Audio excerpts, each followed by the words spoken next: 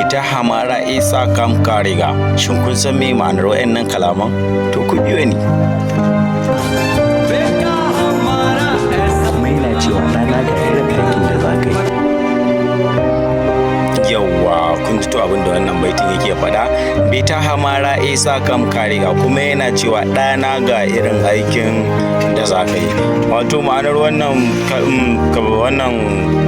baitin kalma bayan kalma kenan. Beta yana nufin ɗa, hamara yana nufin nawa, isa yana nufin irin wannan kenan, sai kam yana nufin aiki, kariga abin da za a yi gaba. Beta hamara isa kam kariga, ɗana ga irin aikin da za ka yi. Da mu kuma ta ba a wancan baitin da na fassara muku na papa ke te hebara nam kariga, babana yana cewa zan zamo shahararre. Beta hamara isa kam kariga, kuma yana cewa ɗana ga irin aikin da za ka yi. To kun ji shi ma wannan baiti abin da yake nufi.